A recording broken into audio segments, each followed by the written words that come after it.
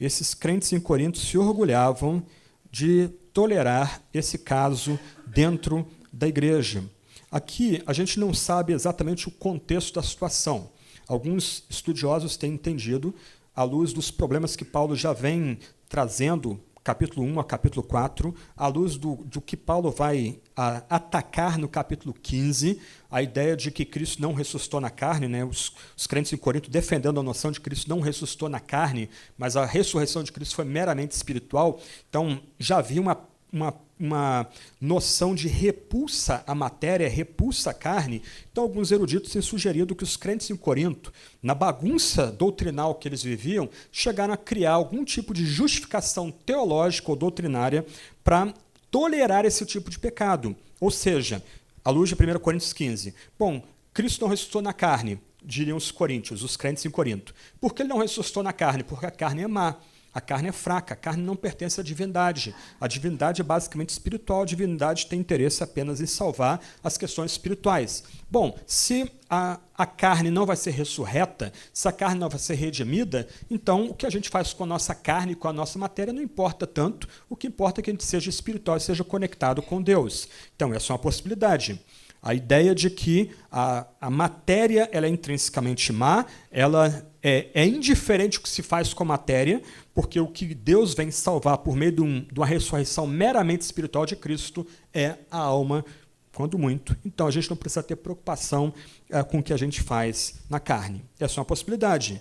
Mas o fato é que esses crentes, eles são repreendidos por Paulo porque a confusão doutrinal deles não consegue levá-los a perceber que eles estão tolerando algo absurdo dentro da própria igreja. Eles estão sendo coniventes com o pecado dentro da própria igreja. Como Paulo vai dizer no verso 2, na verdade, em vez de eles se orgulharem de serem tolerantes com esse pecado, alguma coisa do tipo, olha, nós somos cristãos de ordem superior, nós descobrimos uma verdade que estava oculta, a salvação vem para a alma, o nosso corpo é um peso, o que nós fazemos com o corpo é indiferente. Em vez de eles assumirem essa posição arrogante e orgulhosa, eles, se fossem cristãos de fato, conectados com os ensinos cristãos básicos, eles deveriam ter repudiado tal ação e excomungado, retirado aquela pessoa do meio da igreja. Eles tinham a necessidade, como cristãos, eles tinham a responsabilidade de exercer disciplina, excluindo aquele malfeitor da comunidade cristã. Então, esse é o pecado que a igreja de Corinto tolerava. Aqui a gente tem que colocar esse capítulo 5 no contexto mais amplo, ok?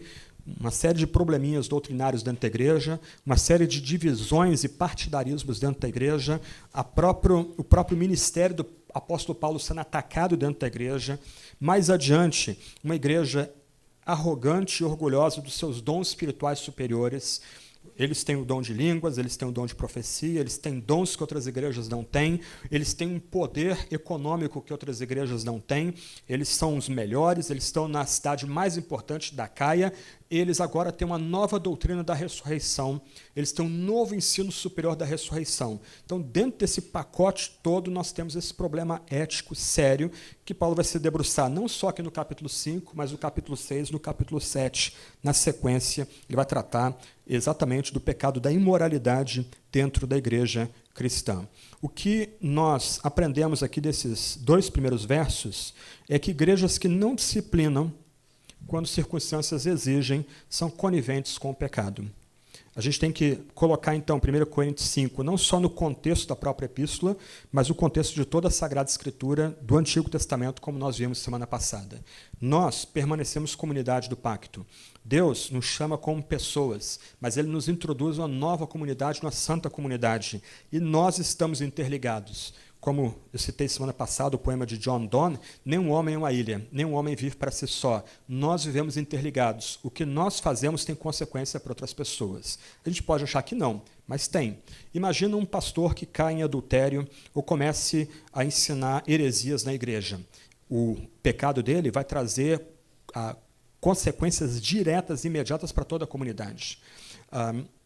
Imagina um pai de família que trai a sua esposa, o tipo de pecado que ele atrai para si e os resultados desse pecado para toda a sua família.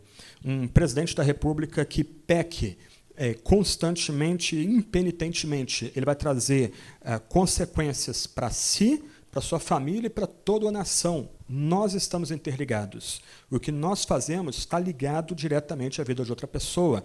A gente pode pensar aqui em Josué capítulo 7, quando Deus ordena que seu povo conquiste a cidade de Ai, e os israelitas são fragorosamente, humilhantemente derrotados. Derrotados por quê?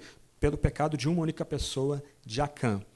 Enquanto Acã não confessa o seu pecado, para usar a frase de Josué, enquanto ele não dá glória a Deus confessando o seu pecado, Deus pesa a mão sobre Israel. A mesma coisa sobre a comunidade cristã. Quando nós não disciplinamos os pecados do nosso meio, quando nós não encaramos o pecado do nosso meio com toda a responsabilidade que ele exige, Deus pesa a mão sobre nós. Nós somos coniventes, então, do pecado não disciplinado.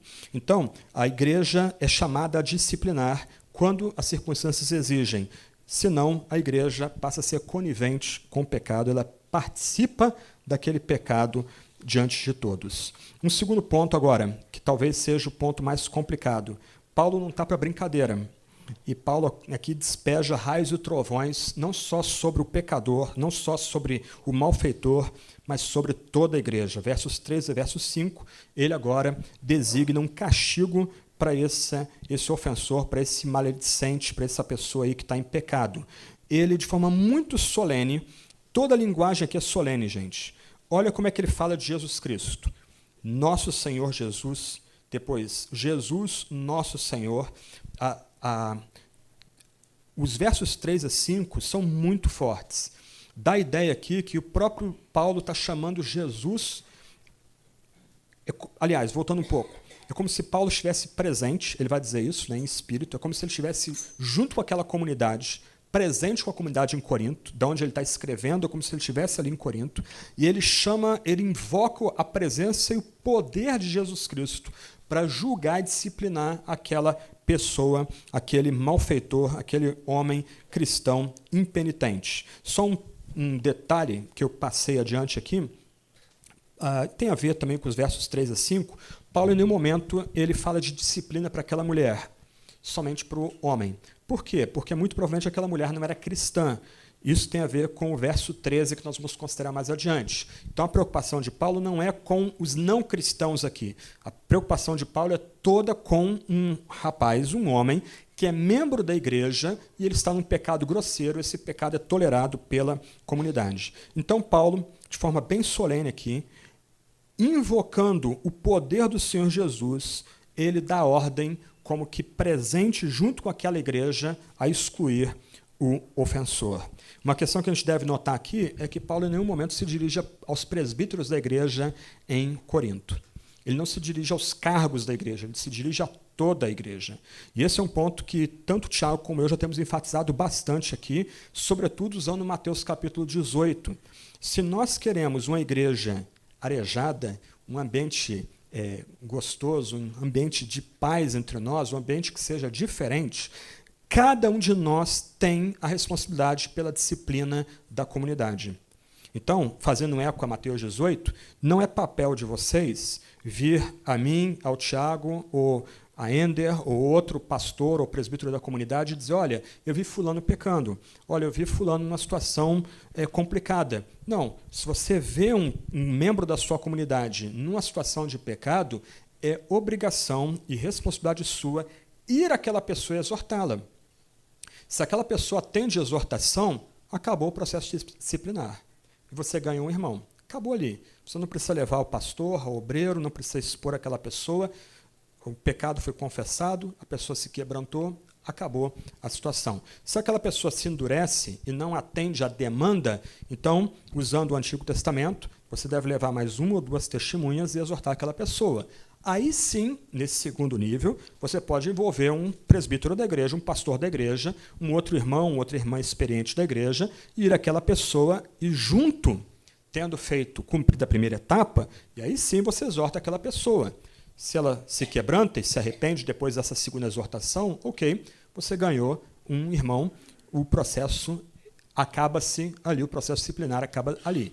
Mas se aquela pessoa continua endurecida, então você chama os presbíteros, você chama mais testemunhas, você leva o caso perante a igreja, você apregou o caso diante da igreja, de forma bem simples, ou os presbíteros podem ajudar você nesse encaminhamento, o caso é relatado à igreja, numa assembleia, a igreja reunida, a igreja toda vai exortar aquela pessoa para que ela se arrependa, se quebrante e abandone o seu pecado. Se aí ela não faz isso, então, naquele contexto de Mateus 18, ela é considerada gentia e publicana, ela é excluída da comunidade.